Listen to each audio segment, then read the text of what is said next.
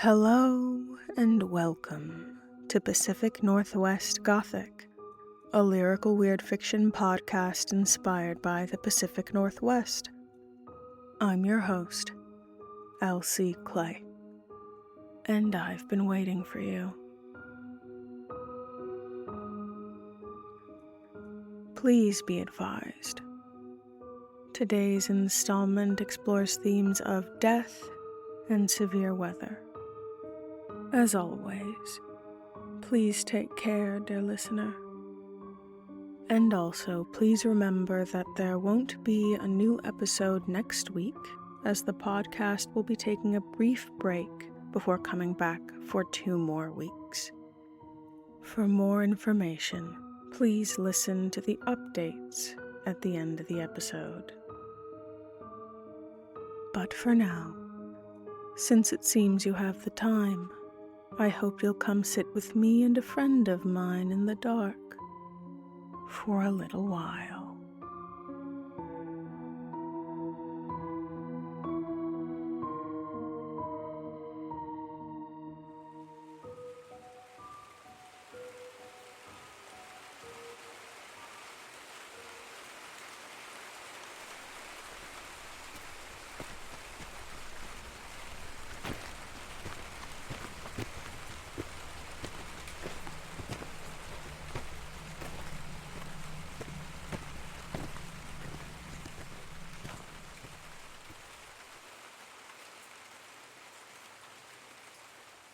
Good afternoon.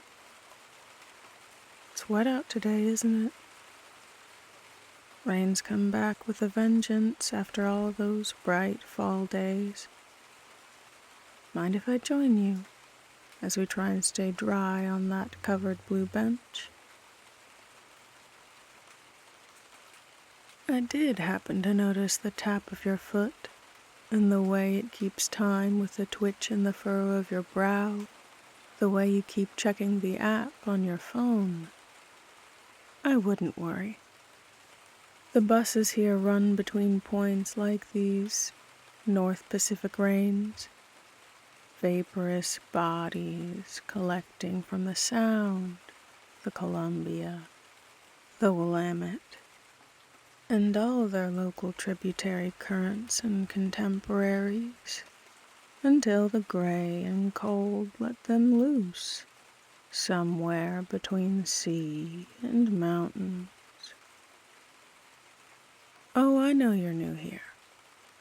You're missing the mildew in your cap, and the treads in your boots run too deep and defined in their flows.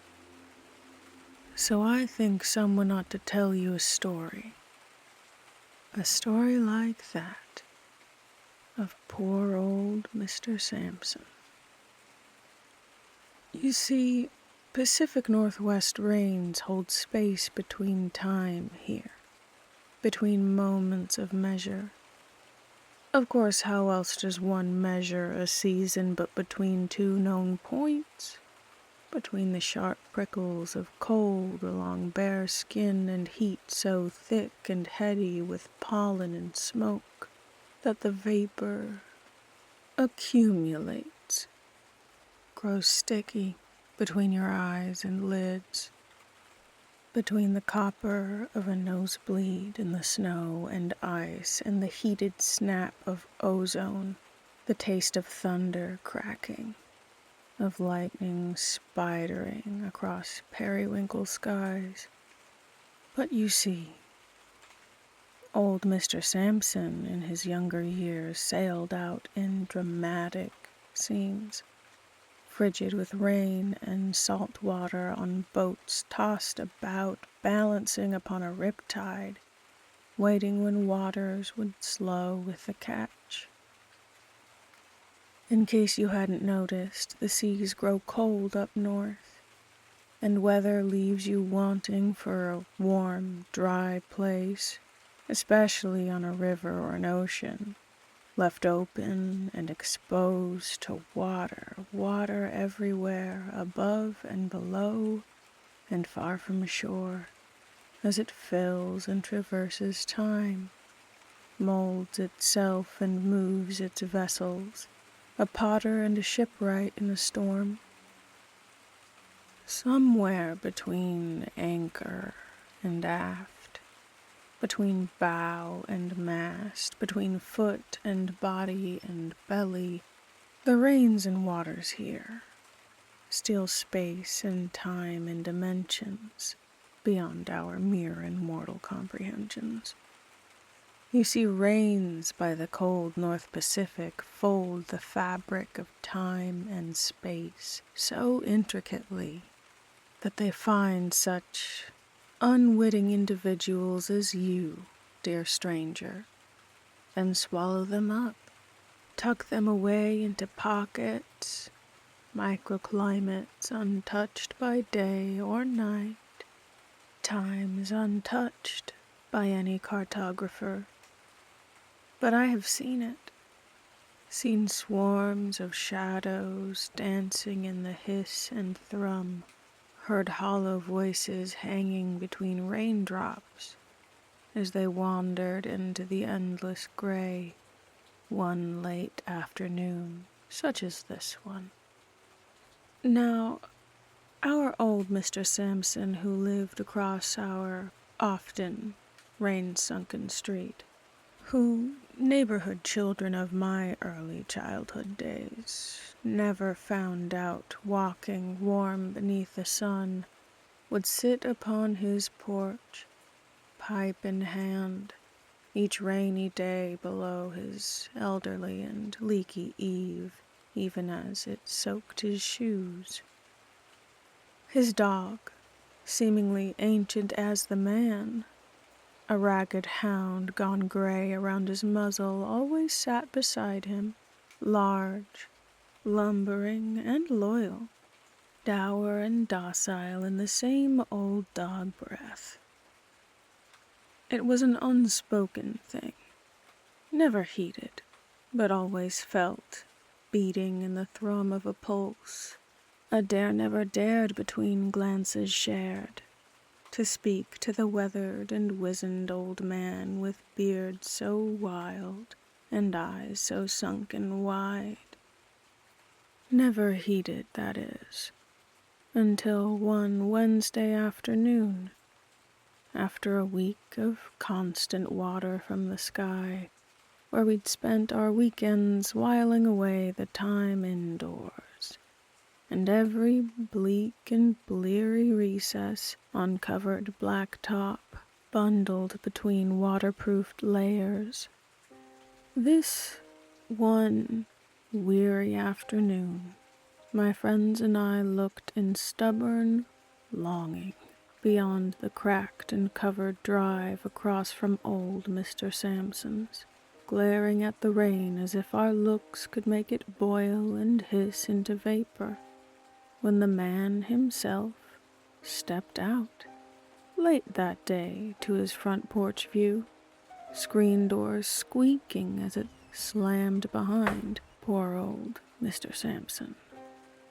Poor old Mr. Sampson was as ancient as all old men with a beard gone gray seem to all young children, a touchstone of a different time in the tides of his laugh, bitter and rasping from too much salt, an artifact of bygone eras we had known only through liquefied words and facets folks have tried to pour into the shape of a past turned empty and rigid, hoping to fill the jiggling belly of a dead man, to shake the shoulders of a grandmother long buried, sun-baked and weathered skin stretched thin and taut over so many worn-out memories.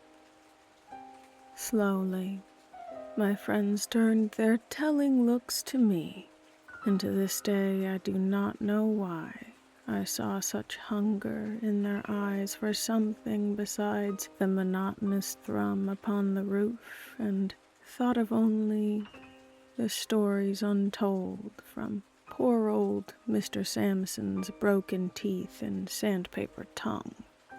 As rain tumbled across asphalt in sheets, I saw a narrow passage between moments, a breath between atmosphere and earth, and my body obeyed my thoughts.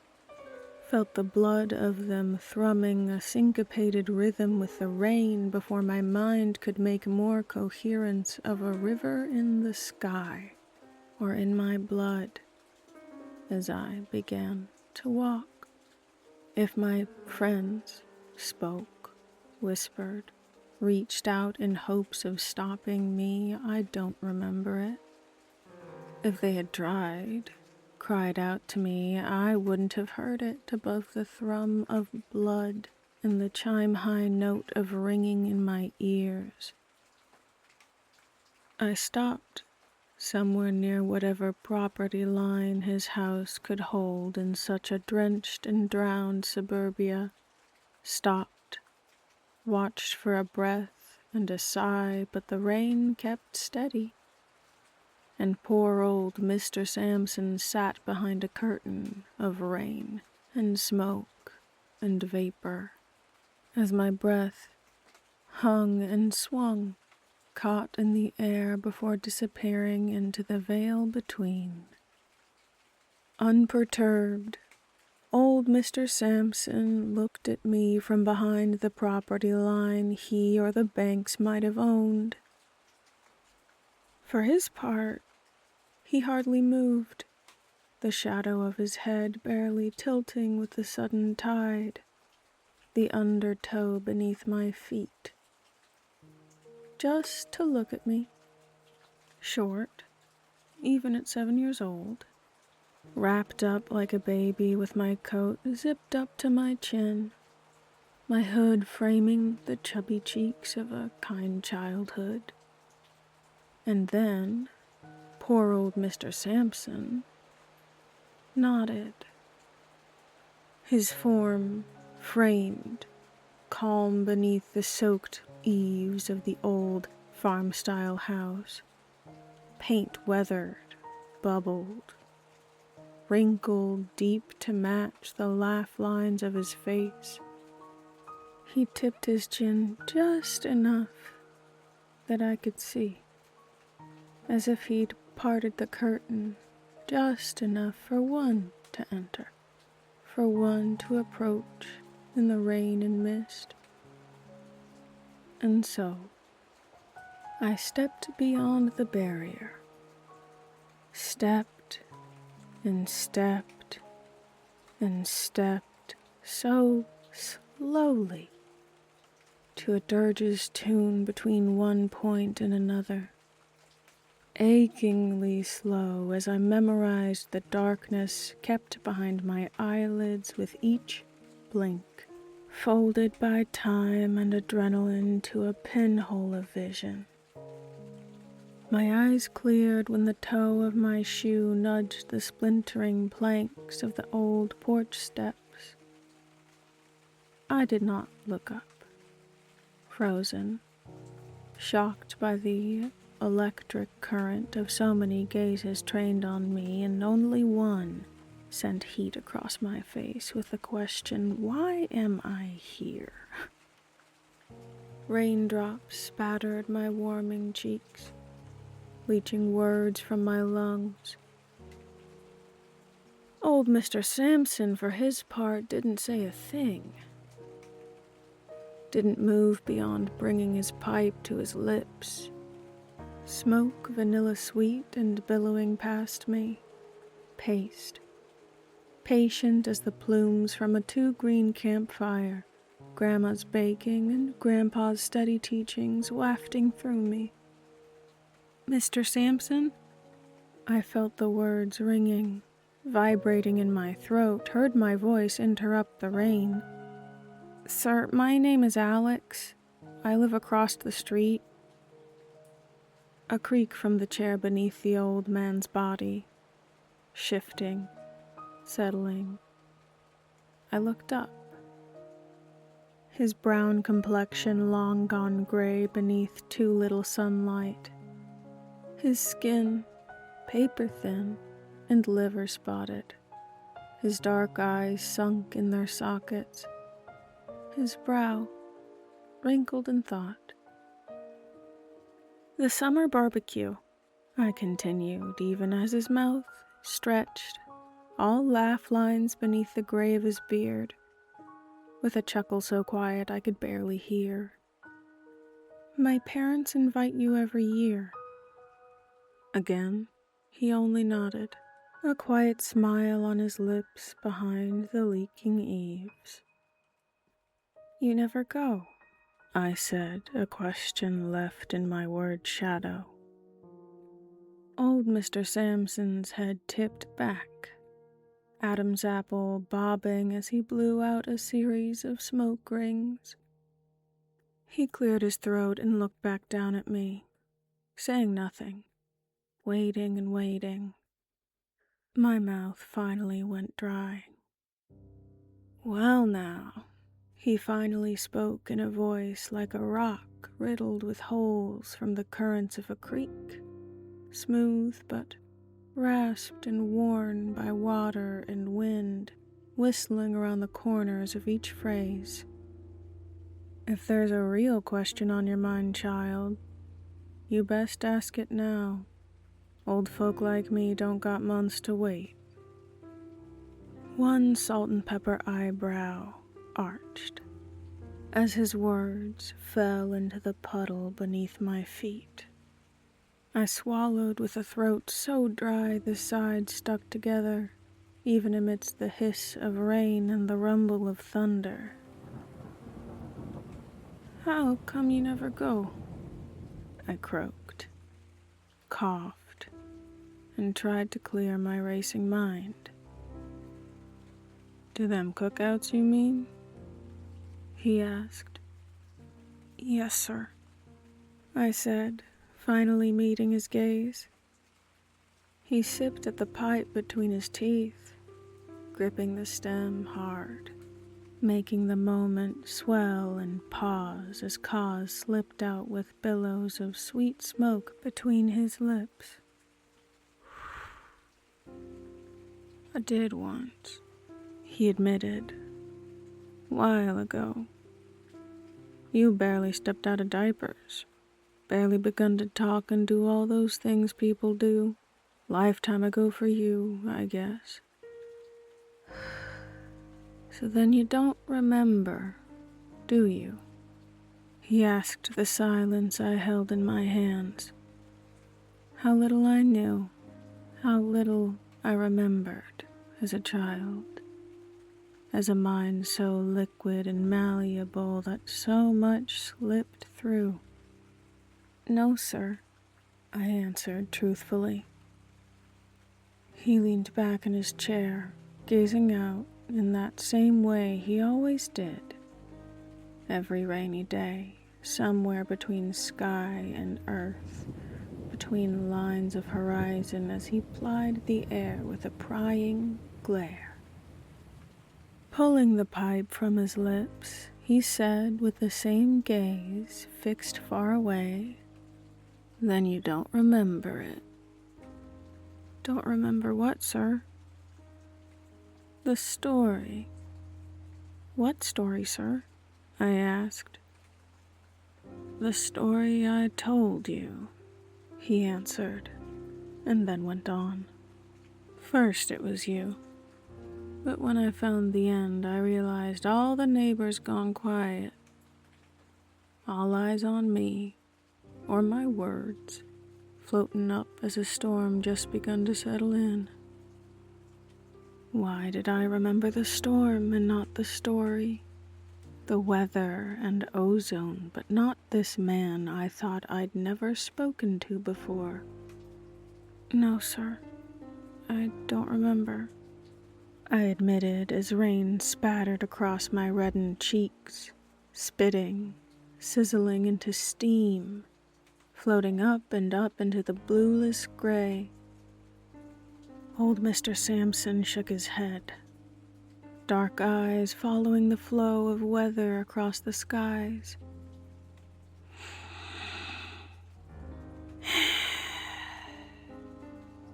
It's no story I'll be telling twice, he said simply. You ask round, see what others who was there remember. But You best keep in mind how stories is shaped by them who told 'em, child. Ain't many look like me in this neighborhood." He paused a moment, spitting over his shoulder past the porch railing, considering. "I'd say, maybe few days' time, go that house down the road. One at the edge of the ravine. Miss Barbara. She'll know it better than most. And she's a kind old woman. Lonely." His face scrunched up, full of wrinkles as he dug for something in his pocket. "You come sit here if you like," he said. "Get out the rain and see if this here storm holds something like a story or a memory." As we sat there in utter silence, the weather system crawled over the earth in waves, an ocean in the sky. Firs and pines turned to swaying kelp in the distance, and I could feel the air grow thick with weightlessness up in those lonely hills, full of luxury before the landslides. But the rain began to bend, to fold space and time, ironing the creases so crisply that as I sat beneath the eaves of old Mr. Sampson's porch, I almost missed the moment where the weather cut the air in half. One side pouring out water in such a show, the other half heavy with its absence, even as the asphalt pooled and puddled, moisture sinking into the cracks. And then I heard it, quiet and faded around the edges at first, as if water and weightlessness had diluted light and sound, cries bubbling up, building to a steady hum in my bones as the weightlessness sang to me, calling me to raise up and swim through the air like a river, to fly through the water like a bubble, untethered and afloat, freedom, but a taste, a thought, a word on the tip of my tongue. Of your tongue. Then there were other sounds, murmurs and cries, slowly building in the thickness of the air, as our neighbor, poor old Mr. Sampson, tapped out the ash in his pipe and set it aside. "You stay here now," he told me as he stood, pressing something into my hand, the porch creaking beneath his weight. "You wait till there ain't no line in the sky, and then you go on home. This old business between God and me, not yours." So I watched as old Mr. Sampson walked from his porch, from the dry and heavy half carved out from the heavens, to the rain flying in the air divided.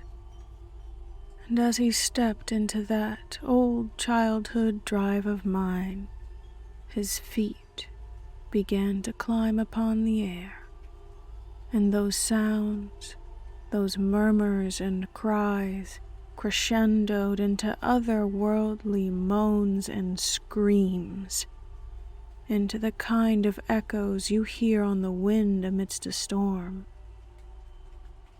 It wasn't until I heard the sharp barks of Mr. Sampson's old hound dog that I realized I'd stood, stepping forward, gazing further into the fold, further into the sheet of rain dividing the sky.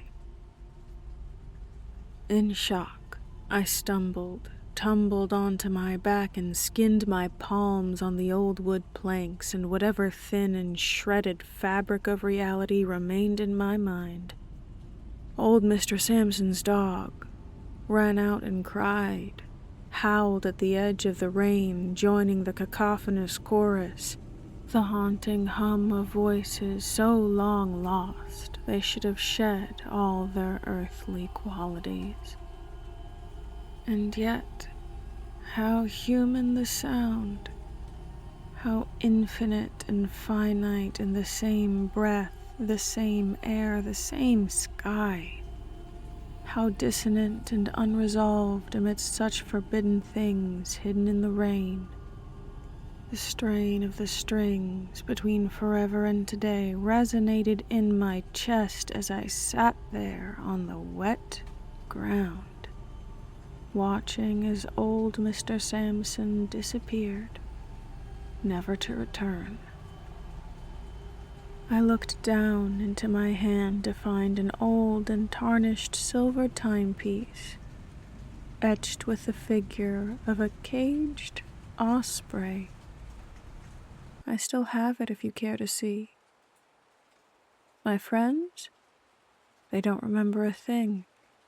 They don't remember any one of us having ever spoken to poor old Mr. Sampson.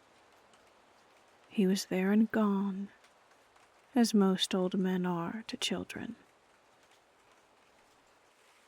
So don't go following the rain here, friend, into a time outside of time, into a space folded within space, into pockets better left untouched in the unknowable storm. I hope my story helped pass the time without bending it. The other story? Oh, I don't remember it well.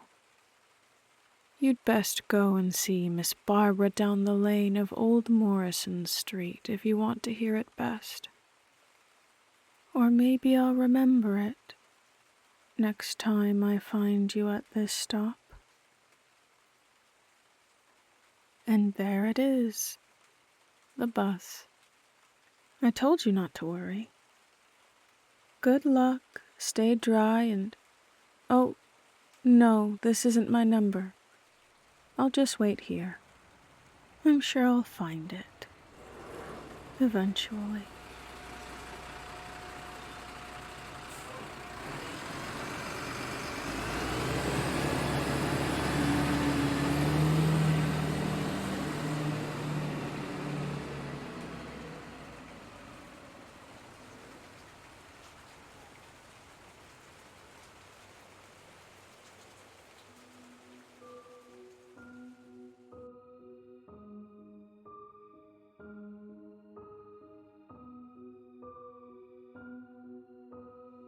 Thank you for listening, dear stranger.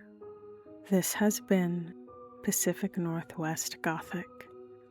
Thank you especially for making it to the end of this longer than normal episode. Generally, my aim is to keep this podcast to a relatively short format, 10, 15, preferably under 20 minutes. But sometimes there will be these special episodes, so I hope you enjoy them. If you like what you heard, I upload a new episode every Tuesday at 4 p.m. on Spotify, YouTube, and Substack. That being said, apologies for posting a little later on YouTube and Substack last week. I had a lot of technical difficulties during production, lost all my work an hour after starting recording, had to re-record a number of clips even after I finished recording, and then nearly lost it all again right as I was doing the finishing touches on Tuesday. So thank you for your patience with that. It was a challenge.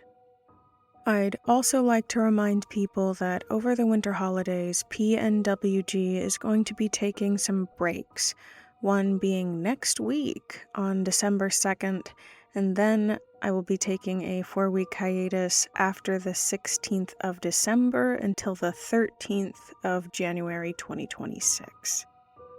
If you'd like to follow the podcast on social media and get updates about what's happening with PNWG over the break, You can find it on Instagram at Pacific NW Gothic. I will definitely be posting more art, and honestly, I may be more active on our socials over the break than I have been during production. I may even create some new social media accounts for the podcast on some different platforms, but if you want to get updates about that stuff over the break, the best places to look are going to be Instagram or Substack. And finally, if you'd like to support me in the work that I do, like, follow, subscribe, share links to the episode, leave ratings, comment. I'd love to hear what you have to say about the podcast so far. And, though I don't have much up on it yet, you can follow the link in the description to Pacific Northwest Gothic's Linktree, and through that, to our Patreon. I'm your host, Elsie Clay, hoping to sit with you in the dark again next week.